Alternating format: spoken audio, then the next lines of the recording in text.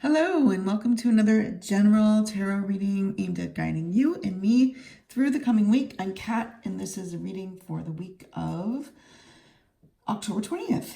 My goal here is to give you some guidance and insight that you'll be able to use when things come up in the coming week, that you'll be able to keep with you to help you make decisions and feel like you have something to work with.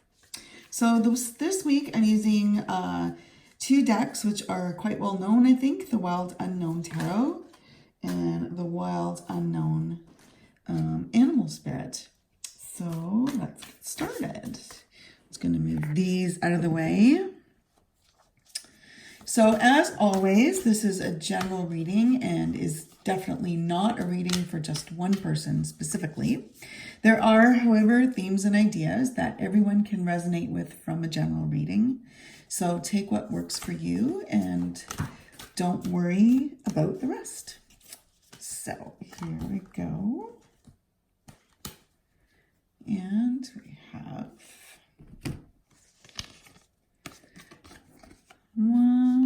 position 1, energies, position 2, opportunities, and position 3, we have outcomes. So card 1, position 1, and we have the 8 of Wands.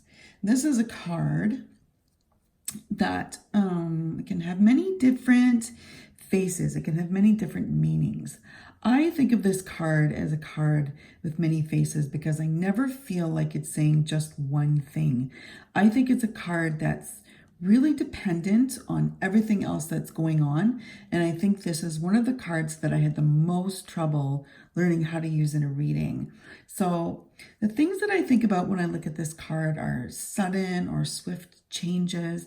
It's about movement. It's about the energy of being ready to make a change, to move ahead with something, feeling like you need something exciting to happen when you've been feeling really bored and maybe really kind of stagnant.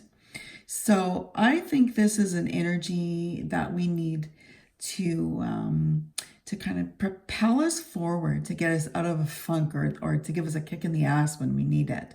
It's like that feeling of real excitement about something that gets us all charged up when everything else has been like really bland and boring. It's kind of like the card that really, it's like that kind of bolt of excitement in your belly when you're really feeling like moved by something. So let's see what else we have.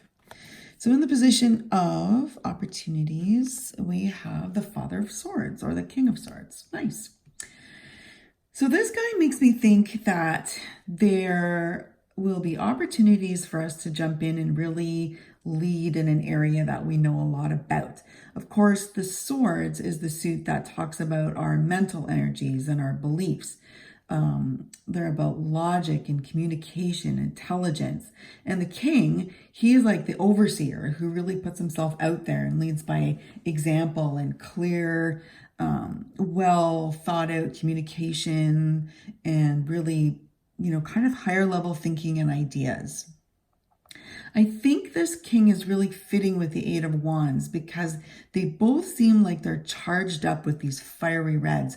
Like not only things that we are really passionate about, but things that we can bring to fruition or manifest, that we can, bring to life through this really wise and experienced owl that we have.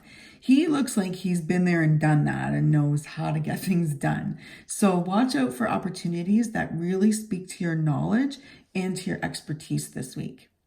So position 3, and we have the Two of Wands. And this is for outcomes. So this can be a difficult card because it's really about stalemates and difficult choices. It's about not really being able to see forward and ahead of us because something is maybe blocking you and there's no clear winning side. So neither of the choices that maybe we have or that present themselves to us are really the outcome that we want to see. But I think this is, in the rush forward to really lead the way, we can get blocked and we can get stopped. And when things don't work out for us in the way we wanted, we get caught up and we can't see a way through it because there are things that are just preventing us from achieving what we really want to achieve. So I think this energy that we're getting from the 8, it's what we need to keep going back to. It's the thing that's going to motivate us, not only to keep going, but to really look for the opportunity to use our past experiences and wisdom and the things that we've gained to keep finding ways to move forward and through things.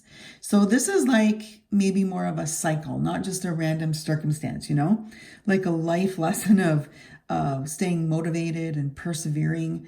There's times when you just want to say screw it, but you have that feeling deep down that giving up just really isn't the right choice, no matter how badly you just want to say, forget it. I'm not going to move forward. I'm not going to keep working at this. We just know that, in our gut that we need to keep working at it. So looking at the 3 cards we have here, we've got wands and swords, and I feel like they're the most energized suits. It's the ones that are really giving us energy. So this week looks like it could be a week with lots of motivation and lots of energy, getting involved in things that mean a lot to us. So let's wrap this up with a card from a wild unknown animal spirits. I love these 2 decks together. The artwork is artwork that I really kind of dig. It's simple, it's straightforward, but really powerful. Okay, so we have the hyena. And you'll notice that this is a fire card that matches the suit of wands over here. They're both fire cards. So hyenas are quick-witted. He looks like he's a funny character, but he should be taken seriously because he knows what he's doing. When I think of a hyena, I think of the guy who tries to use laughter and humor to gain the trust of people around him, but then he also uses that power to get things done and to get people to do what he wants them to do. So all in all, I think the message for this coming week is to let ourselves be excited about the things that we feel the most passionate about, the things that we really want to do where we can be the most service. So we have to remember to not only use our passions about things to lead, but also our wisdom and our past experiences. And we need to know how and when to use our talents of persuasion, I guess, so to speak, to make the most impact. So that's it for this week. I hope you enjoyed this reading and these 2 beautiful decks, and that you found something to carry with you as you move through the week. And I hope to see you back here next weekend for another reading. So until then, have a great week.